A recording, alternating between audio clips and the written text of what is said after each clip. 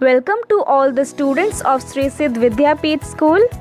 So students, today we are going to study the third chapter of science, which is synthetic fibers and plastic. So students, in the previous classes you have studied that the clothes which we wear are made of fabrics, and fabrics are made from yarns, and further yarns are made from fibers. Okay, and there are two types of fibers. The first one is natural fibers and the second one is artificial or man-made fibers. तो students, पिछले class में हमने ये पढ़ा कि हम जो कपड़े पहनते हैं वो किससे बनते हैं, फैब्रिक से, और फैब्रिक्स किससे बनते हैं, यार्न से, और यार्न्स हमको कहाँ से मिलते हैं, फाइबर्स से। और कितने प्रकार के फाइबर्स होते हैं, दो प्रकार के फाइबर्स होते हैं, एक होता है नेचुरल फाइबर्स और दूसरा होता है आर्टिफिशियल और manmade fibres. So students, in this chapter we are going to study that fabrics are also used for making a large variety of household articles।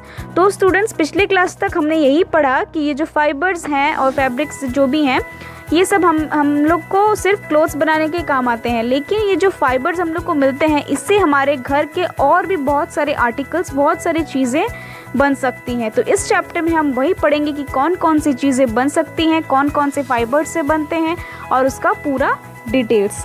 So let's start. So now, what are synthetic fibers? You all also know that कि what are synthetic fibers, आप ये पिछले class में पढ़ चुके हैं।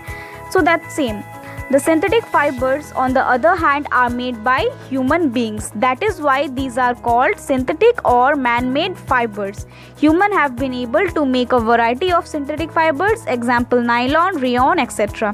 तो synthetic fibres क्या होता है, जो मैन मेड होते हैं, ह्यूमन बींग्स कुछ केमिकल्स की मदद से वो फाइबर्स बनाते हैं, उसी को बोला जाता है सिंथेटिक और मैन मेड फाइबर्स। कुछ एग्जांपल्स क्या है, नाइलॉन, रेयॉन, ये सब। Okay, how synthetic fibres were made, तो ये सिंथेटिक फाइबर्स एट लास्ट बनते कैसे हैं, तो यही हम उसको डिटेल्स में पढ़ेंगे। A synthetic fibre as well as plastic is made up of a chain of small units called monomers which combines to form a large unit called a polymer। तो ये सिंथेटिक फाइबर्स बहुत सारे छोटे छोटे small units, एक chains के छोटे छोटे स्मॉल यूनिट से बनते हैं। जैसे कि आप देखे होंगे आपके गले में कोई भी बीड्स होता है, या फिर अगर कोई पेपर क्लिप को आप ज्वाइन करके लॉन्ग चेन में फॉर्म करें, तो उसी तरीके से बहुत सारे छोटे छोटे यूनिट्स के एक चेन फॉर्म होता है, उसको एक साथ कंबाइन किया जाता है, मतलब उसको कंबाइन करके एक लार्ज यूनिट बनाया जाता है जिसको बोला जाता है पॉलीमर्स। ठीक है, तो इसका मतलब किस चीज़ से बनता है फाइबर, सिंथेटिक फाइबर की जो small chain units of monomers के जो छोटे छोटे यूनिट्स होते हैं उसको कंबाइन करके लार्ज यूनिट बनाया जाता है जिसको बोलते हैं हम polymers। Okay, so now what are monomers? A monomers is a single molecule that can bond with other identical molecules to form polymers through a process called polymerization। Okay, तो एक process होता है जिसका नाम है, जिसको बोलते हैं पॉलीमराइजेशन। ठीक है, कि ये मोनोमर्स से पॉलीमर कैसे बनता है और फर्दर एक फाइबर कैसे बनता है। तो यही जो मोनोमर्स क्या है, छोटे छोटे मॉलिक्यूल्स हैं जो एक साथ बॉन्ड होता है, मतलब एक साथ वो एक बॉन्ड बनाता है identical molecules with other identical molecules. जैसे कि अगर कोई फाइबर है, सोचो प्लास्टिक है, तो उसी का मॉलिक्यूल के साथ, मतलब उसी का मॉलिक्यूल्स, मतलब एक मोनोमर उसी के मॉलिक्यूल के साथ एक बॉन्ड बनाएगा और फर्दर उस प्लास्टिक का ही एक पॉलीमर बनाएगा जो फर्दर जाके एक फाइबर होगा। ओके, और इसी प्रोसेस को क्या बोलते हैं, polymerisation. So now what are polymers? The word polymers comes from two Greek words. Poly means many and mer means part or unit। तो ये polymer दो ग्रीक वर्ड से हम लोग को मिले हैं। तो क्या है, poly का मतलब क्या है, many मतलब बहुत सारा, और mer का मतलब पार्ट और यूनिट, मतलब एक छोटा सा कोई भी पार्ट और unit. Okay, so a polymer is made of many repeating units. Polymers are large molecules और मोनोमर्स लिंक टुगेदर। तो पॉलीमर्स क्या होते हैं, या फिर वो बड़े बड़े मॉलिक्यूल्स होते हैं, या फिर छोटे छोटे मोनोमर्स, छोटे छोटे मॉलिक्यूल्स जो मोनोमर्स के रूप में होते हैं, उनको लिंक्ड टुगेदर, मतलब एक साथ लिंक करके बॉन्ड बना के एक तैयार होता है polymer. Okay students, So now what are the example of polymers? All synthetic fibers such as rayon, nylon are polymers. तो जितने सारे synthetic fibers हैं, rayon है, nylon है, polyester है, acrylic है, तो ये सारे क्या हैं? polymers हैं. Okay, so polymers are also found in nature. Polymers एक इंटरेस्टिंग ये स्टूडेंट ये सब जान लो कि पॉलीमर्स हम लोग को नेचर में भी मिलते हैं, जैसे कि cotton for example is a polymer called cellulose. तो कॉटन एक नेचुरल पॉलीमर है. ओके, तो इस और जो किस रूप में पाया जाता है? सेल्यूलोज के रूप में. आप सबको को पता ही होगा कि cellulose is a form of carbohydrate. Okay, so cellulose is made up of a large number of glucose units which are called monomers. Okay, तो सेल्यूलोज किससे बनता है? फॉर द वो ग्लूकोज यूनिट, छोटे छोटे जितने भी ग्लूकोज यूनिट्स है. आप सबको पता ही है कि cellulose and glucose is a form of carbohydrate. तो इनके जो छोटे छोटे ग्लूकोज यूनिट्स के छोटे छोटे ग्लूकोज यूनिट्स हैं जिसको मोनोमर्स हम लोग बोल सकते हैं, ग्लूकोज यूनिट्स का मोनोमर बोल सकते हैं, तो उनसे ही बनते हैं cellulose and further cotton. Okay, now what is the reaction known as polymerisation? तो पॉलीमराइजेशन एक रिएक्शन होता है, ठीक है, और एक प्रोसेस भी हम उसको बोल सकते हैं. तो the process of linking small monomers together to form polymers is called polymerisation.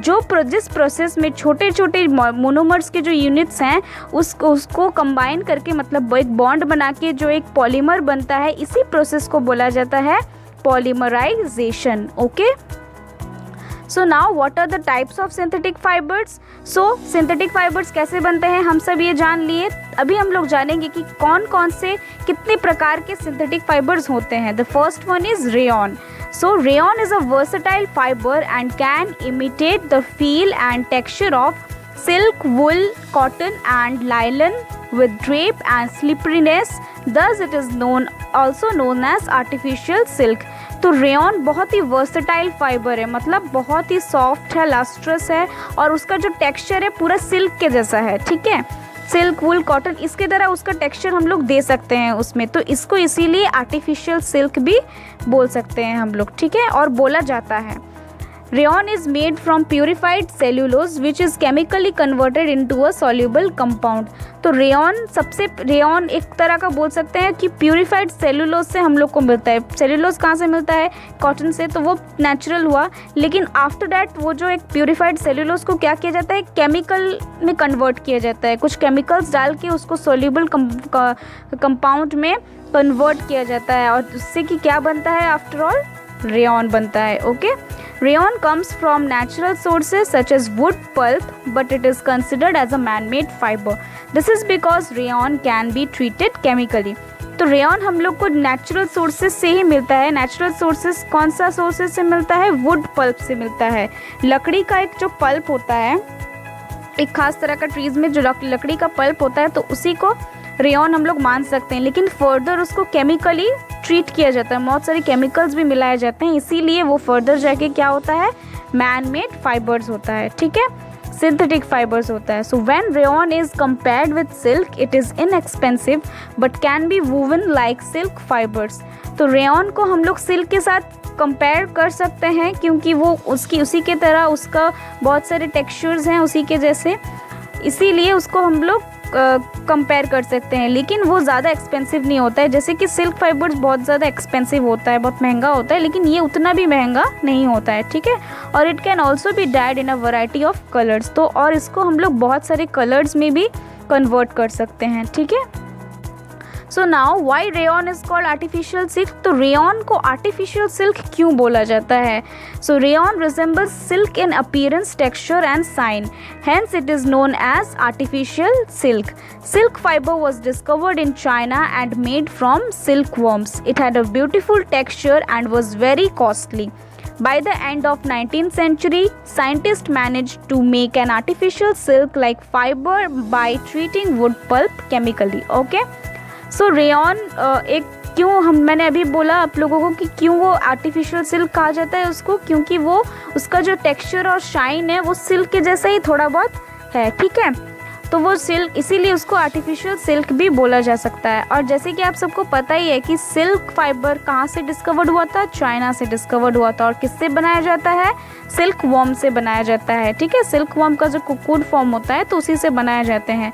और सिल्क का आप सबको पता ही है कि बहुत ब्यूटीफुल टेक्सचर होता है और बहुत ही महंगा होता है, कॉस्टली होता है।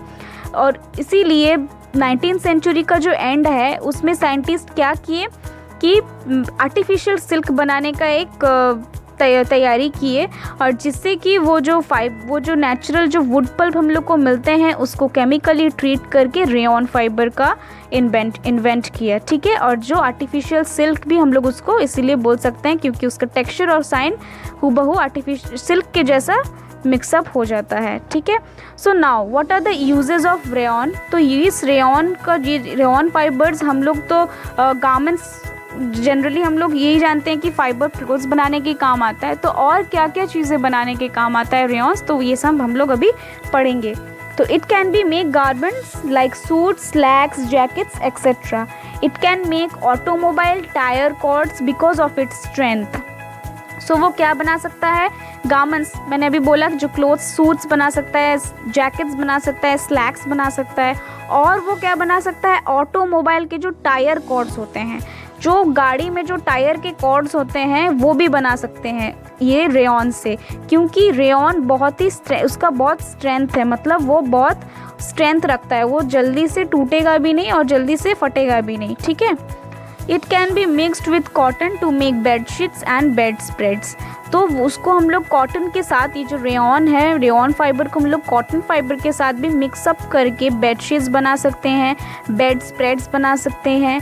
It can be mixed with wool to make carpets and blankets. तो उसको हम लोग वुल के साथ मिक्सअप करके भी कारपेट्स बना सकते हैं, ब्लैंकेट्स बना सकते हैं। So it can be use to make other home furnishings such as curtains and table cloths. और बहुत सारे अदर जो होम फर्निशिंग्स हैं उसको भी हम लोग बना सकते हैं, जैसे कि कर्टन्स बना सकते हैं रेयॉन्स के, टेबल क्लॉथ्स बना सकते हैं। आप सभी ने देखा होगा कर्टन्स बहुत सिल्की होते हैं, जो बाहर हम लोग रेडीमेड खरीद के लेके आते हैं, तो वो रेयॉन से ही बने होते हैं, ठीक है। तो these are the uses of rayon which we use in our daily lives, okay. So here you can see the picture of nylon fibers and rayons, okay. So this is the red picture, you can see this is the picture of rayon, and the first picture is of nylon fibers. So after rayon we are going to study the nylon, about the nylon fiber. So nylon is the first fully man-made fiber or synthetic fibers to be prepared without using any natural raw material from plants or animals. So it is developed in 1931. तो जैसे कि rayon में थोड़ा सा natural raw material use किया है, जैसे कि वुड पल्प यूज़ किया गया है, लेकिन नायलॉन एक पहला फर्स्ट फुली मैनमेड और सिंथेटिक फाइबर है जिसमें सिर्फ केमिकल से ही उसको बनाया गया है और उसमें कोई भी नेचुरल रॉ मटेरियल यूज़ नहीं किया गया है, ठीक है। और ये कब डेवलप किया गया था, 1931 को डेवलप किया गया था। It was prepared from coal, water and air. तो वो किससे बना हुआ है, कोल से बना हुआ है, वाटर और एयर से बनाया हुआ है, okay. Nylon fibre was strong, elastic and light. Nylon fibre बहुत ही स्ट्रॉन्ग है, इलास्टिक, वो बहुत इलास्टिक है, उसका जो नेचर है बहुत इलास्टिसिटी बहुत ज़्यादा है, और बहुत लाइट है, मतलब बहुत हल्का है। It was lustrous and easy to wash. वो लस्ट्रस भी है, मतलब शाइनिंग है थोड़ा, और जल्दी से धो सकते हैं हम लोग उसको, ठीक है। So it became very popular for making clothes, और एंड उससे हम लोग क्लोथ्स भी बना सकते हैं, और बहुत पॉपुलर है nylon clothes, okay. So what properties make nylon suitable for, तो क्या क्या प्रॉपर्टीज है नायलॉन में, ठीक है। So making ropes used for rock climbing which is strong fiber because of its properties which are strong fiber, lightweight and weather resistant। तो हम लोग नायलॉन का जो रोप्स हैं, जो रस्सी हैं, वो जनरली आप देखोगे बच्चों कि वो नायलॉन से ही बनाया हुआ है, ठीक है। और वो क्यों बनाया हुआ है, कि नायलॉन में क्या ऐसा प्रॉपर्टी है जो वो जिससे कि वो रोप में मतलब हम लोग बनाए हैं, क्योंकि वो बहुत ही स्ट्रॉन्ग फाइबर है। Nylon is the most strongest fibre, okay. और बहुत ही लाइट वेट है, मतलब उसका वेट बहुत ही हल्का है, और वेदर रेजिस्टेंट है, मतलब कोई भी वेदर में वो ख़राब नहीं होगा, ठीक है। मेक फिशिंग नेट्स, तो मेक फिशिंग नेट्स मतलब वो जो मछली पकड़ने जाते हैं, जो नेट्स लेके जाते हैं फिशिंग नेट्स, तो वो भी नायलन से ही बनाया हुआ होता है because of it's property of strong, elastic, water resistant. Okay. Making tents, it's also used in making tents like because it is strong and light and does not absorb much water, dries very quickly. So these are the properties which are suitable for making these kind of things. Okay. So now what are the other uses of nylon? तो हमने वो properties के हिसाब से पढ़ा कि ये काम में वो यूज़ होता है नायलॉन. तो अभी हम लोग पढ़ेंगे और क्या क्या चीज़ों में ये नायलॉन यूज़ होता है. तो it is used to make clothes including socks. It is used to make parachutes as well as ropes for rock climbing. It is used to make ropes, toothbrushes and car seat belts. It is used to make tents, curtains and sleeping bags. So these are the things, various articles which are made from nylons. Okay. So now we are going to study the other synthetic fiber which is known as polyester. Okay, so what is polyester? Polyester is another synthetic fiber. Fabric made from this fiber does not get wrinkled easily. It remains crisp and is easy to wash. It is strong, wrinkle resistant and water resistant. So it is quite suitable for making dress materials. Okay, so polyester एक another synthetic fiber है और polyester fibre से जो fabrics बनते हैं वो wrinkles नहीं होते हैं. मतलब वो जैसे कि कॉटन अगर हम लोग ज़्यादा यूज़ करेंगे तो उसमें थोड़ा सा रिंकल टाइप का आ जाएगा, मतलब थोड़ा वो मुड़ जाएगा तो थोड़ा वो दाग आ सकता है. लेकिन ये जो है इसमें रिंकल्स बिल्कुल नहीं आएगा. ये पूरा प्लेन एंड बहुत अच्छा रहेगा और वो उसमें क्रिस्प है जो हम लोग ईजी वॉश है, मतलब हम लोग उसको आसानी से धो सकते हैं और बहुत ही स्ट्रॉन्ग है, रिंकल रेसिस्टेंट है और वाटर रेजिस्टेंट भी है.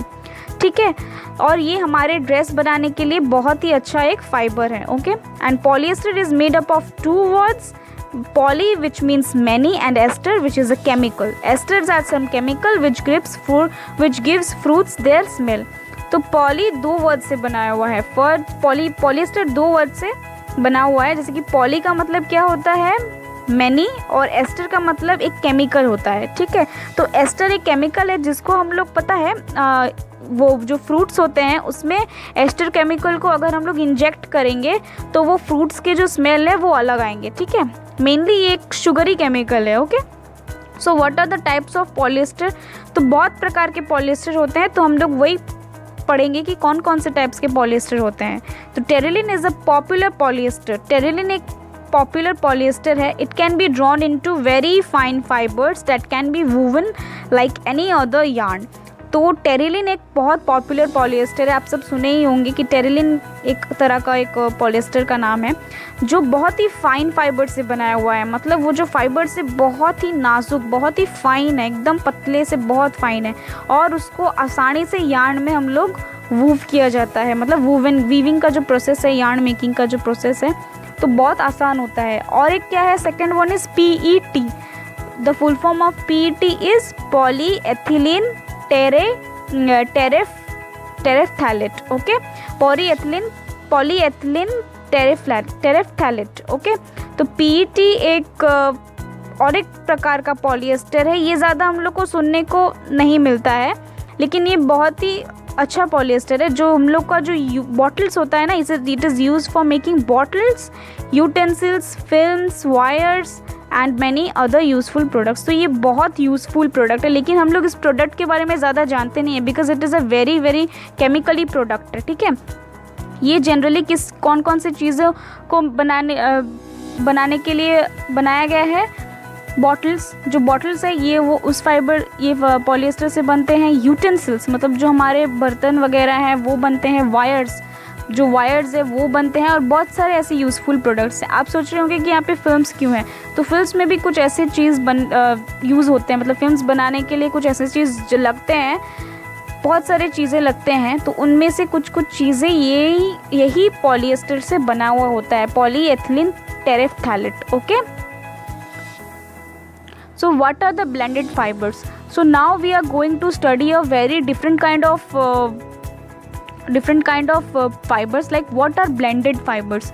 तो ब्लेंडेड फाइबर्स का नाम अभी आपने कभी सुना नहीं होगा, तो अभी हम लोग वही पढ़ेंगे कि ब्लेंडेड फाइबर्स क्या होते हैं और कौन कौन से होते हैं। तो blended fibres are formed by mixing natural and synthetic fibres. So this is a very interesting fibre because ये नेचुरल फाइबर्स और सिंथेटिक फाइबर्स को मिक्स करके बनाया जाता है ब्लेंडेड फाइबर्स, ठीक है। So polyester is often used in blended fibres. तो पॉलिएस्टर को मतलब ज़्यादातर सिंथेटिक फाइबर्स में पॉलिएस्टर को यूज़ किया जाता है। Polyester is also a synthetic fibre. तो इसके साथ कुछ नेचुरल फाइबर्स का मिक्सअप करके कुछ अलग अलग चीज़ें बनाए जाते हैं, जैसे कि एग्जाम्पल पॉलीवुल। पॉलीवुल में क्या होता है? Polywool is made by mixing polyester and wool. तो पॉलीवुल किससे बनाते हैं?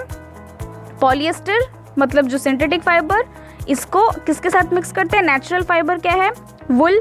वुल्स के साथ मिक्स करके ये पॉलीवुल बनाया जाता है, ठीक है।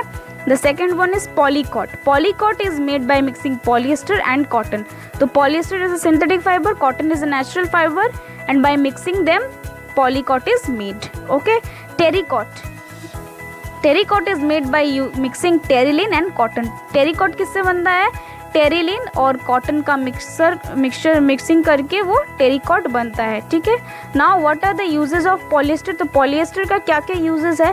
It is use to make variety of textiles including saris, curtains, dress materials etcetera and can be blended with natural fibres like wool and cotton. तो ये जो वैराइटीज़ ऑफ टेक्सटाइल्स बन सकते हैं, जैसे कि बहुत तरह के साड़ीज़ बनते हैं, बहुत साड़ी सिल्क के साड़ीज़ नहीं होते हैं, कॉटन के साड़ीज़ नहीं होते, बहुत तरह के अक्सर मिक्सिंग का जो होता है, बहुत फाइबर्स का मिक्सिंग करके भी बहुत सारे तरह के साड़ीज़ बनते हैं, कर्टन्स बनते हैं, ड्रेस मटेरियल्स बनते हैं। और ये जो पॉलिएस्टर है जनरली उसको नेचुरल फाइबर्स के साथ ब्लेंड करके हम लोग और भी बहुत सारे फाइबर्स बना सकते हैं। It is use to make films, magnetic recording tapes, okay. It is also used to make sails in sailboats and also make water hoses for fire fighting purposes, okay. So these are the uses of polyester. Now we are going to study about the other synthetic fiber which is known as acrylic, okay.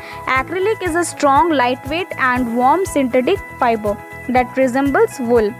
So acrylic बहुत ही strong है, light weight है और warm synthetic fibre है। Generally हम लोग को जो वुल के साथ एक्रिलिक को जनरली मिक्सअप किया जाता है क्योंकि एक्रिलिक एक वार्म सिंथेटिक फाइबर है, ओके।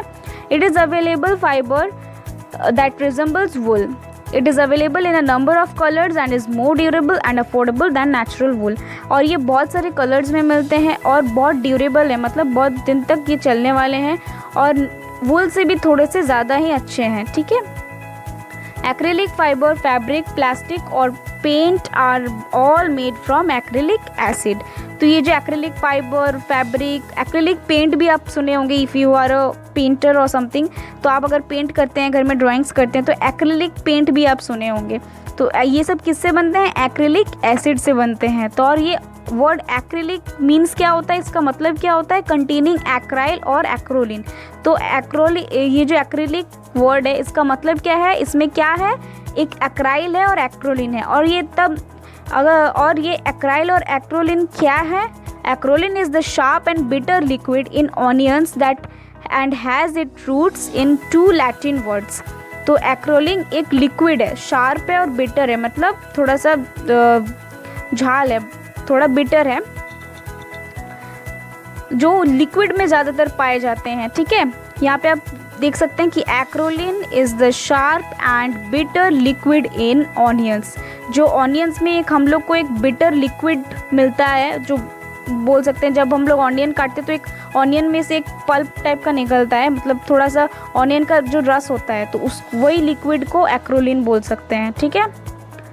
और उसका जो रूट्स होता है, उसके कुछ रूट्स होते हैं। ये जो एक्रोलिन है, ये जो वर्ड है, इसका रूट कहाँ से आया? 2 लैटिन वर्ड से हम लोग को मिला है, जैसे कि acer which means sharp and oler which means to smell. तो एसर मतलब शार्प, बहुत ही शार्प है, और ओलर मतलब वो उसका जो महक है, ठीक है। तो ऑनियन से जनरली हम लोग को ये एक अलग तरह का महक आता है, उसका जो रस होता है, तो वो उसी को हम लोग बोल सकते हैं acrolein, okay. So why storage of acryl clothes is easier than woollen clothes.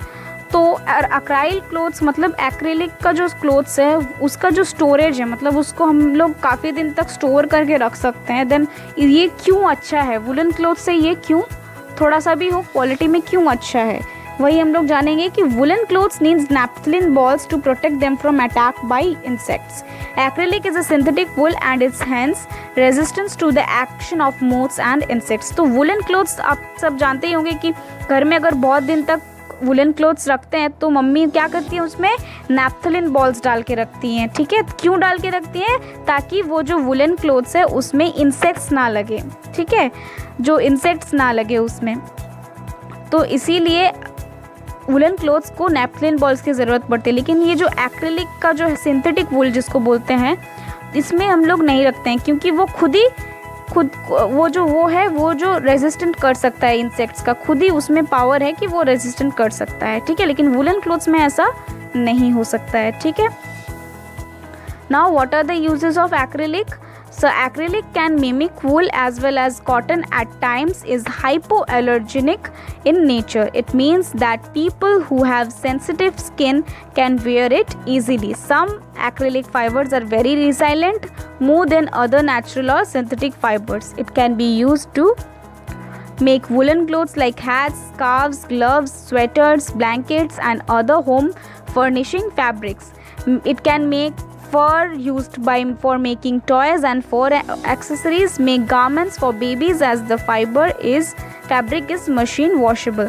तो एक्रेलिक एक तरह का अलग सिंथेटिक वूल हम लोग उसको बोल सकते हैं जो हाइपो एलर्जेनिक है, मतलब उससे हम लोग को एलर्जी नहीं होता है। लेकिन ऐसे आपने देखा होगा कि बहुत जनों को बहुत चीज़ों से एलर्जी, किसी को वूल से भी एलर्जी होता है, किसी को सिल्क से भी एलर्जी होता है। लेकिन ये जो एक्रेलिक है ये हाइपोअलर्जेनिक है, मतलब इससे हम लोग को कोई एलर्जी नहीं होगा, ये बहुत ही आरामदायक है। ठीक है, और ये जो सेंसिटिव स्किन जिनका होता है वो इसको आसानी से पहन सकते हैं।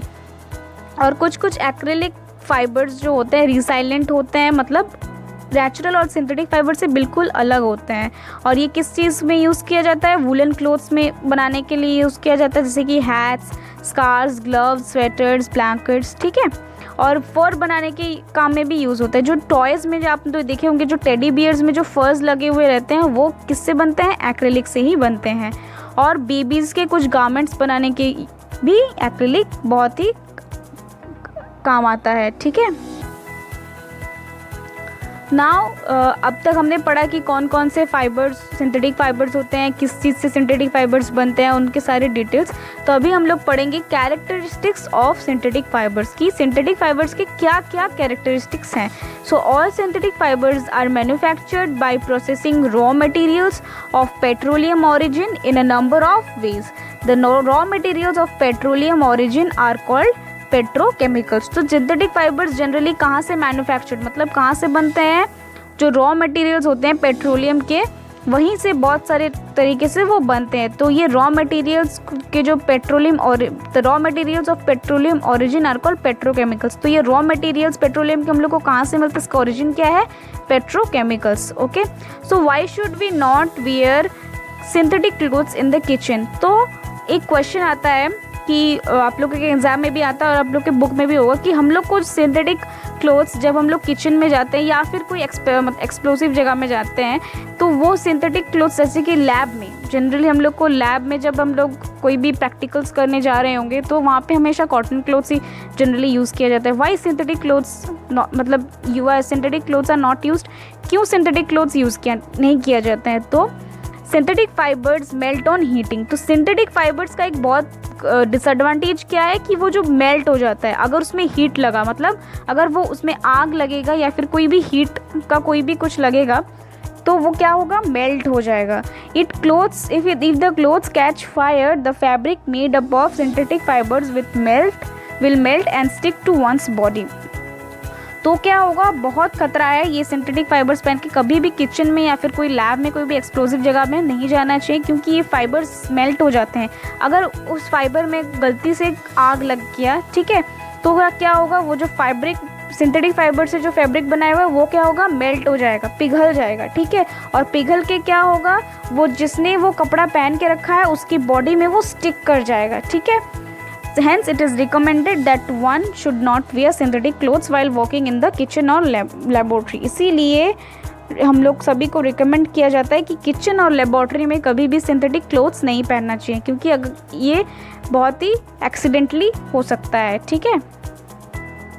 So students, the remaining part of the chapter we will do in the next class. Till then, do all the notes in your fair copy, learn the notes and read the chapter. Do exercise question number 2, 3, 4, 13 and 14. So students, ये जो questions number दिए हैं exercise की, ये आप कर सकते हैं. ये आपका आज ही डिस्कस हुआ है क्लास में. ये आप खुद से करने की कोशिश कीजिए. And students, if you have further any doubt you can ask me. अगर आपको कोई भी कहीं भी डाउट है, कोई भी दिक्कत हो रहा है, आप हमसे पूछ सकते हैं. ठीक है. The remaining part of the chapter we will do in the next class. Thank you students.